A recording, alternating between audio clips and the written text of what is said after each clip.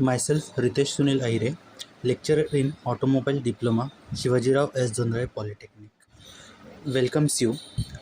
In this lecture, we are going to start with the subject Hydraulic and Pneumatic Controls, a subject from Diploma in Automobile Engineering, 6th semester.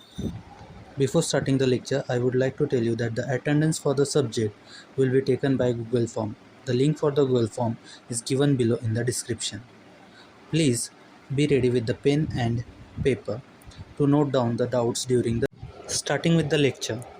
In this subject, that is hydraulics and pneumatic controls, the very first unit is named Overview of Fluid Mechanics.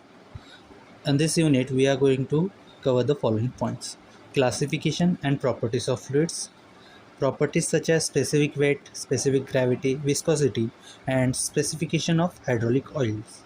Next, Pascal's law, types of fluid flow, pressure measurement, pressure gauges, hydrodynamics, principle of fluid flow, law of continuity, and its application. And the last point, that is Bernoulli's theorem. Before starting, I would like to explain you a few terms, such as the very first term is fluid. What is fluid? Anything which flows, which has tendency to flow from one place to another place, is known as fluid. Okay, as we know, there are three states of matter, that is liquid, gaseous, and solids, out of which only two states, that is gaseous and liquids, can flow from one place to other place very easily. They can change their shape and size due to the uh, external forces or any other effects. Okay, so fluid is nothing but any substance or matter that flows. Next is fluid mechanics. Okay, now fluid mechanics, simply the mechanics as you have studied in the first year, the mechanics is nothing but which deals with the forces, and fluid mechanics is which deals with the forces acting on the fluids. Simply we can define it as a branch of science which deals with the behavior of fluids in rest as well in motion. Further, the fluid mechanics is divided in two parts, depending upon the two terms in the explanation now I have given, that is rest and motion. If the fluid is in rest motion, it is fluid statics. So fluid statics is study of fluid when it is in rest, that is fluid which is in container, bottle, dam, etc. Next is your fluid kinematics. It is the study of fluid when fluid is in motion, such as fluid flowing through pipes, channels, rivers, etc. So the respective study of the fluid is known as is considered under the fluid mechanics. Last term to explain is fluid dynamics, or famously known as hydrodynamics. In further studies, we are going to referring the word hydrodynamics only. It is simply the study of fluid in motion with various forces acting on it. Okay, if the fluid is flowing through pipe and any external force is applied to it, say if the fluid, so best example is your river water flowing through the river, it comes under the fluid kinematics, sorry. And the fluid dynamics is when you built a dam on that river. Okay, then the potential energy is built in that, then when we open the doors we get the kinetic energy, means various forces are acting additional to the flowing flowing water.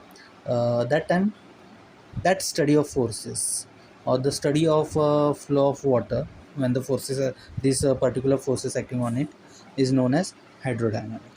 Now coming to the syllabus, the very first point is your classification of fluids.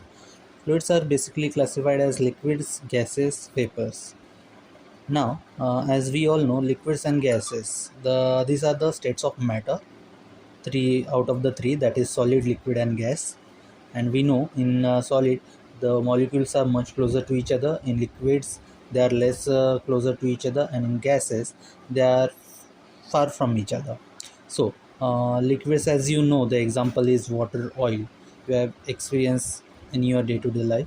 They are incompressible, they cannot be compressed by external force, pressure, etc. On the other hand, gases are compressible. Examples are oxygen, hydrogen. They can be compressed by external pressure, force, etc.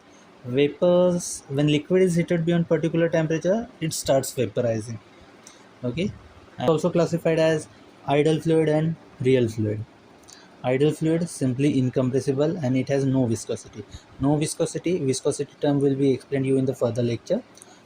Simply consider that in ideal fluid there is no viscosity, but the ideal fluid it's imaginary. It is not real fluid. It does not exist in the nature. It is just theoretical. On the other hand, a real fluid is, that is, they are real. That's why the name is real fluid. It has viscosity and it is incompressible, but not completely. To the some extent it also gets compressed. The best example is your water. When we start freezing the water till 4 degrees celsius, its volume gets reduced, and after 4 degrees celsius it starts expanding when it becomes ice. So real fluids are also does have some compressibility, but overall it is negligible, so liquids are considered as incompressible. Next is your properties of fluid. The very first property is density. It is the ratio of mass of fluid to its volume. Simply we have to divide the mass of fluid by its volume, famously known as mass density or specific mass, denoted by rho. The mathematical formula is rho is equals to mass by volume. As we know, the measurement for mass is in kg and volume is in meter cube. So mass by volume is kg by meter cube. So the unit is kg per meter cube. One point to remember is that a less the dense fluid floats on the higher dense fluid. Means fluid with lesser density floats on the fluid with higher density. The best example is your oil and water. Density of oil is less than density of water, so it starts floating on water when poured in water. And one more important point to note is the density of water. It is 1000 kg per meter cube. It is important to note down the density of water because it is taken as the standard fluid in hydrodynamics. Why? And the use of standard fluid is given in further lecture. Next one, mercury. Density of mercury, that is 13,000 kg per meter cube. It will be useful while solving the problem. And the next reason is that in many pressure measurement devices, mercury is used as the preferable metal. Second property is specific gravity. It is the ratio of density of fluid to density of standard fluid.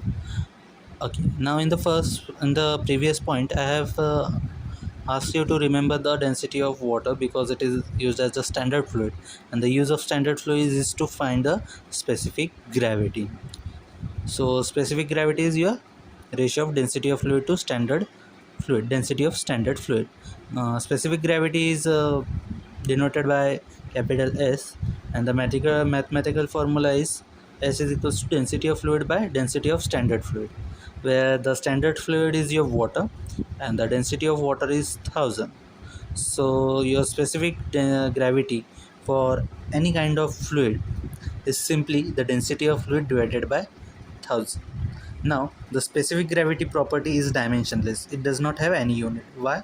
Because density, unit of density, that is kg per meter cube divided by kg per meter cube, both gets cancelled and you have the unit as 1. So it is dimensionless quantity and does not have any kind of unit. Specific gravity, you must have heard the specific gravity many times with related to your battery, car battery, say bike battery or inverter battery. Third property is your specific weight. It is the ratio of weight of fluid to its volume. It is denoted by small w. The mathematical formulas for specific weight is w is equals to weight of fluid by volume of fluid. And as we know, weight of fluid is nothing but mass of fluid into acceleration due to gravity. Weight of anything is mass of that thing multiplied by gravity. So weight of fluid becomes mass of fluid multiplied by acceleration due to gravity, and the denominator remains same, that is volume of fluid. Now as we know, mass of fluid by volume of fluid is simply nothing but rho, that is your density, mass upon volume. So automatically your specific weight becomes rho into g, that is density into gravity. Okay, now its unit becomes newton per meter cube. Its unit is Newton per meter cube. Next, your fourth property is your specific volume. Now, specific volume is volume of fluid occupied by unit mass. In mathematical expression, we can write it as a specific volume is equals to volume of fluid divided by mass of fluid. When we will inverse it, we will get 1 upon, simply after inversing, the denominator goes in numerator and numerator goes in denominator. So here it becomes 1 upon mass of fluid upon volume of fluid. And as we have seen in the earlier expression and in the density expression, that mass upon volume is nothing but density, that is rho. So simply your specific volume becomes 1 upon rho. Okay, so we can say that specific volume is nothing but the inverse of your density. Its unit hence becomes inverse of unit for density. Unit for density was kg per meter cube, so it becomes meter cube per kg. And as I said, it is a reciprocal of density.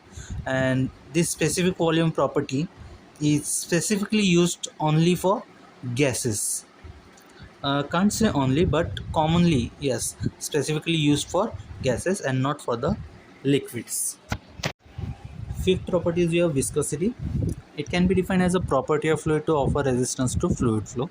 As I said, fluid is anything which flows, and the property of fluid to resist that flow is known as viscosity. To get you better understanding, your oil or say mud is more viscous than water, and water is more viscous than air. Air can easily flow anywhere compared to water, so it is less viscous, that is air is less viscous, and water can easily flow to anywhere as compared to your mud, so water is less viscous than mud. To get the mathematical description, let's consider two layers of fluid A and B. Here the fluid is homogeneous fluid and only one fluid. In that fluid we have two layers A and B. Layer A is moving with velocity u, and consider layer B is moving slightly faster than the velocity of u plus du, and the distance between those two layers is y. Then your mathematical expression becomes in such a way that shear stress acting between those layers is given by tau is directly proportional to du by dy. Okay, we will take here mu as a constant of proportionality, and hence we get tau is equals to mu du by dy. Here mu is also known as dynamic viscosity or simply the viscosity. Whatever will be the value for mu is your viscosity of a given liquid, and the unit for viscosity is simply Newton second per meter square, that is area. Sixth and the last property is your kinematic viscosity. It is the ratio between viscosity and density of fluid, that is division of viscosity divided by density. So kinematic viscosity is equals to viscosity by density, and kinematic viscosity is denoted by nu. Just like we have denoted viscosity by mu, it is denoted by nu. So mathematical expression is nu is equals to mu upon rho, and its unit is meter square per second, that is area per second square. Next topic is your hydraulic oils, that is fluids which are used in hydraulic systems are simply called as hydraulic oils. These oils are pressurized by pump to convey the energy. They convert the pressure energy into mechanical work by actuating the actuators present at the end for the mechanical work. Hydraulics, the term actually means water. In earlier days, water was used as a fluid for hydraulic systems. Water was then discontinued due to the following disadvantages. The very first is it freezes at 0 degrees Celsius, so it is not suitable for lower temperature operations. And the second is it boils at 100 degrees Celsius, so it was also not suitable for higher temperature operations. So the operating temperature range was very narrow for the water as a working fluid in hydraulic systems. And the third very important was it is corrosive. Not the water is actually corrosive, but it causes the environmental oxygen to react with the metals, hence causing the corrosion. So the metals or the equipments used in hydraulic or the components used in hydraulic systems which were in contact with water used to get corroded very easily, and which was not suitable for any kind of system. And the very last, that is has poor lubricative properties. We can say it actually does not have any kind of lubricative properties. Now the necessity of lubricative property is that in any kind of system where two or three moving parts are available and the surface are in contact with each other, it is necessary to get a lubrication film between them. Otherwise they starts rubbing on each other, which generates heat, which increases wear and tear and minimal problems. So it was necessary to have a fluid which has lubricative property as well. Okay, so these were the reasons water was discontinued and various other fluids were introduced. Now the specifications of hydraulic oils or properties, as we have seen in earlier topic, that why the water was discontinued because of its disadvantages. So it is very necessary while choosing the oil. There are many types of oils or fluids, so it is very necessary while choosing the oil to take in account various properties to ensure the good working of hydraulic system and the long and effective working of hydraulic system. So some of which are, the very first is good lubrication. Yes, the very last point in the disadvantage of water, the lubricative property. It should have the good lubrication property. It results in improvement in life of moving components in system. Okay, simply the wear and tear is reduced, the rubbing heat is reduced, and the losses in friction are also reduced due to the lubrication. And the extra lubricative oil, the necessity of extra lubrication system is eliminated. So it should have good lubrication property. The very second point is it should have good chemical stability. It is not compulsory that an hydraulic system should only contain metal parts. Most of the time we have the plastic parts, rubber parts, composites and alloys and much more as per the requirement. So it is very necessary that the oil used as a fluid or the hydraulic oil must not react with any of these materials. So to avoid such things, it is necessary that it should have good chemical stability. Okay, so if it does not have good chemical stability, simply it will react with the metals, rubbers, composites, plastics present in the system, which can result in formation of sludges, carbon separation, etc., which in result can cause jamming or major problems in the hydraulic system, rendering it useless. The third point, it should be non-corrosive. The same reason as we mentioned in the water, the corrosiveness decreases the life of system or the components of the system. And the fourth point is your high flash point. Now first consider what is flash point. Flash point is the temperature at which liquid catches fire. Say any fluid catches fire automatically. As you have seen in the internal combustion engine, that is compression engine, your diesel catches fire automatically after compressed to a certain limit due to the hot air temperature. Same way, flash point is nothing but temperature at which liquid catches fire automatically. So oils used in hydraulic systems should have high flash point. The reason is that no external heat is added to the fluid, but while operation of the hydraulic system, due to the pressurization and motion and movement of oil, the oil temperature gets increased to a notable extent. If the flash point is very low, it can catch fire while operating the system. So it is necessary it should have high flash point. Fifth property or the specification to be considered is system compatibility. System compatibility simply if there are changes in the hydraulic system, say the major changes or the minor or any kind of modification in the system, it should not affect the working of oil performance, or it must not affect simply the oil performance.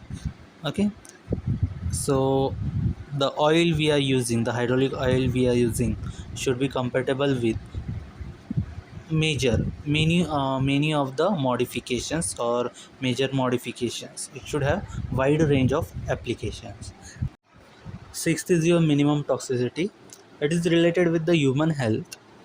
Most of the hydraulic systems are operated by humans, or if not, the servicing is performed by the humans. So there are more chances that humans may get, or the workers may get in contact with the hydraulic oil. So it is necessary that they does not cause any harm to their skin or to themselves as well, or any living cell.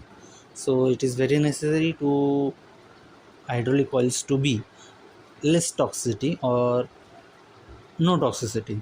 Seventh is your good heat dissipation. Heat dissipation means discharging heat and being cool. It means discharging heat to the surrounding and maintaining the self temperature. And why is it necessary? Again, the same point. The oil temperature increases due to the pressurization and movement. So that increase in temperature should be compensated somewhere. So it should have good heat dissipation capacity. In other words, or in the simple words, it must have high thermal conductivity. Next is 8, that is your low foaming tendency. Foaming is formed due to the mixing of air in oil or any kind of fluid. Okay, just like a foam you observe on a soap, same kind of foam is observed in your fluids. Highly dense the fluid, greater the foaming tendency, or say greater the foaming is happened if the foaming tendency is high. So for oil it should be less foaming tendency. Now why the foaming tendency should be less? Because when foaming tendency happens or the foaming is happened, it is nothing but the mixing of air in oil. So if air is mixed in oil, the air is compressible. So when we apply the pressure, the air trapped in the foam gets compressed, which is not desirable for hydraulic systems. Hydraulic systems, the oil used should be incompressible, but due to the foaming, the air is present in oil which gets compressed, and overall the incompressibility of the oil is reduced, and hence the effectiveness of carrying the power from one point to other point or transmission of pressure is reduced.